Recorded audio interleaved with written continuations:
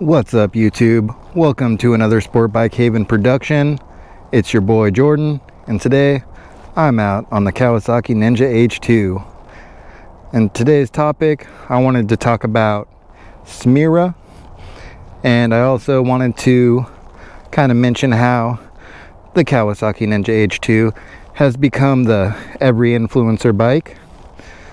So first, I just wanted to start out with the SMIRA thing, and hopefully that doesn't mean SMIRA your face all over the track, but I'm pretty sure it stands for the Social Media Influencer Racing Association.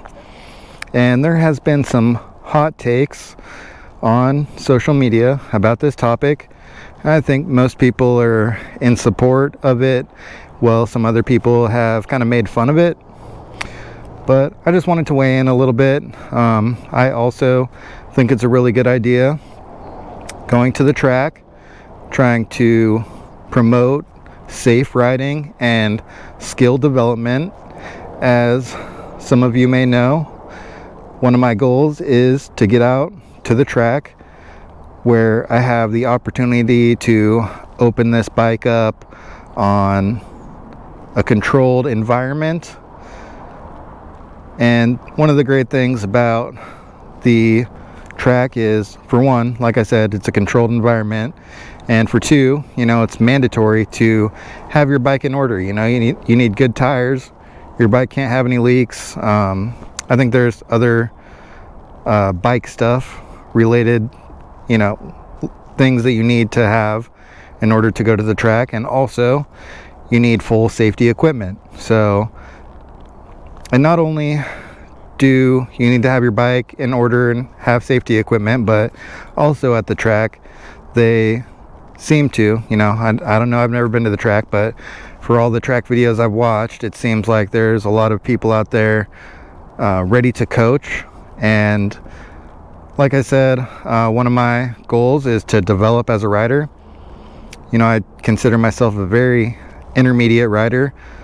I can pop a little wheelie, but I don't have the back brake control. I can kind of get down, but I'm not dragging knee. I don't have the techniques that some more, learned riders have. Like, I do have quite a bit of experience riding. I've ridden tens of thousands of miles on motorcycles, on sport bikes, and, I've seen a pretty good amount of road. Mostly the same roads over and over. But like I said, sometimes experience and knowledge are two different things.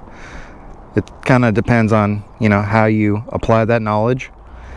And, I've heard some people say things like, a lot of riders ride the same first year for 10 years, and that's a little bit how I feel. I haven't developed my riding skills as much as I would like to. And that's just one reason why I think this whole social media influencer track days are such a cool opportunity. Not an opportunity for me yet. That would be a dream, right? One day I would hope to, have, that type of, what did I call it? Well, basically that type of support, to be able to be invited to something like that day. That would be the dream come true. And all the other things that go along with it. But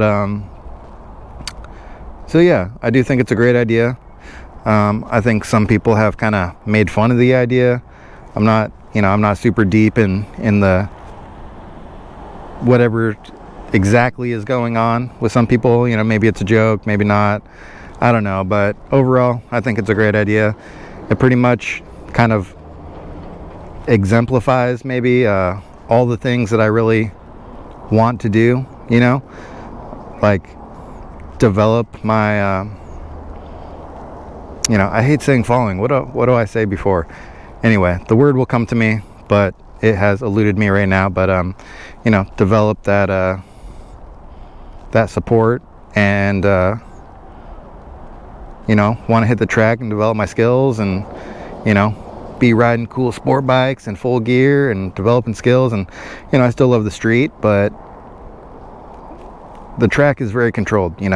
I'm try to be super duper careful on the streets, because you never know when a car is going to pop out of a driveway, or if some turn is a lot sharper than you think it is, or there's dirt or gravel on the road. You know, there's so many factors on the road where it really pays to you know, pay attention. And it also is important to pay attention on the track, right? But you know, you have to be hyper aware of so many things on the street that it just doesn't make sense to go try to full Rossi, you know, on the street. Some people do, you know, props to them and whatnot. I'm not trying to dog on anyone who you know, rides a little bit more aggressively on the street. If you got the skill and you know, you can do that without harming any other people on the road, then more power to you, you know. But you know, as far as me, you know, I don't know how many opportunities that I'll get with a bike like this. So, you know, hopefully many more years of this bike and other cool bikes to ride. But you know, I really want to make the most out of it and take care of this bike and just be smart on the road. And you know, I actually have the R7 too, so maybe taking the R7 to the track first and kind of getting a feel for the track, and you know, not taking the chance with the H2, you know, until I develop a little more skills and stuff. That makes sense too. But it would be cool to get out there and have a little bit of open space to really rip on this thing. And the other kind of thing I wanted to talk about real quick is how the Ninja H2 has seemed to become the every influencer bike. I don't know, I feel like I've noticed so many more people getting this bike, and for good reason. It's a badass bike, and I'm definitely not dogging on anyone for getting it. I think it's funny. You know, there's this weird part of me that, you know, wants to be contrary to some people. They're like, oh, I want to get the Van Diemen full titanium exhaust, and I'm like, dude, you already got the full acro. Like, it sounds good. Like, do you really need to spend $5,000 on that? Or, you know, but you know, this bike came with it. I didn't like throw it on there. Like I said, I'm super lucky to have this bike. It's a dream come true.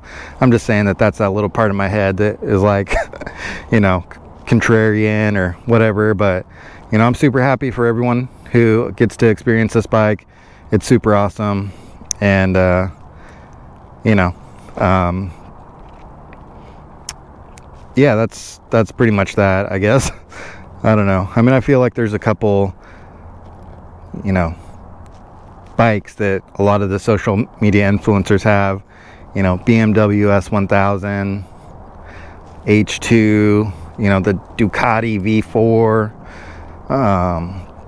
There's probably other ones, and all those Aprilias and this and that, you know, cool stuff. I mean, they're all super awesome bikes, and definitely not dogging on them at all. I think it's super awesome. You know, I guess I don't want to say I'm jealous, right? But I think it would be cool if I could do stuff like that someday, you know, get new bikes for the channel. And you know, and as interested as I am in riding some of the bigger bikes like the S1000, you know, I've seen a lot of people ride it, seen mixed reviews. You know, I've heard a lot of good things about it. Like, it's super lightweight and nimble, yet still super powerful, and that is a great combination. So, you know, I would totally be all over getting one of those bikes. But, you know, at the same time, I think the new Kawasaki ZX4RR would also be a sweet bike to check out. You know, I would like to have that bike in the lineup, you know, among many others. You know, like, there's so many sweet bikes out there, and you know, definitely would like to grow the stable a little bit. But, you know, first things first. And you know, I just want to say how much gratitude I have for just being in the position to be able to ride a bike like this in the first place. You know, for a lot of my life, I've kind of felt that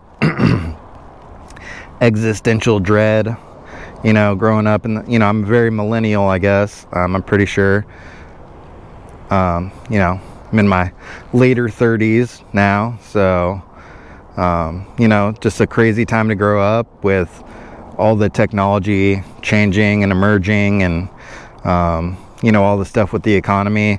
You know, ever since high school, you know, I've definitely felt that like existential like dread, the doom, all the stuff. You know, I felt it kind of in the background, and as tough as that was, I think that it has, you know, had one kind of silver lining, and that would be the fact that, you know, I really try to be grateful for every day, because, you know, when you feel like the world may end, you're thankful for every day. And, you know, some days are easier than others, but I have tried to do my best to live in the moment and be grateful. And like I said, super grateful for this awesome bike and the chance to ride it. And, you know, I just look forward and hope for many more awesome days just like today, and, you know, maybe other new adventures that I've never experienced before. So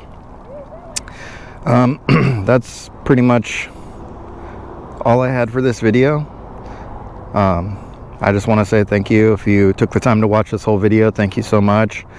If you enjoyed it, you know, give it a like. Definitely always appreciate every single subscription. It means so much. You know, if you have any ideas for things to talk about, please drop a comment. Let me know what topics you'd be interested in talking about. Because I'll tell you what, definitely having a hard time thinking of good conversational pieces. But you know, I'll try to put some more stuff out that's more riding. You know, I got ideas, a couple of them, but yeah, it can be tough. Sometimes you just gotta do the tough things. But you know, I definitely want to put something out where there's riding, and I'm just not sure what to do sometimes. I don't know what to talk about, and when I'm riding, I'm really focused, so it can be difficult to catch that flow state while I'm riding. And, you know, sometimes I just don't know I don't have a good topic while I'm riding. So you know, hopefully I'll find some better ways to put some good things together with more riding stuff. But yeah, I mean, it's cool to just sit here and check out the bike and chat with you, and hopefully have something to post. And, you know, look forward to hearing from people in the comments. But yeah, thank you again, and I hope everyone has a wonderful day. Stay blessed. See you in the next one.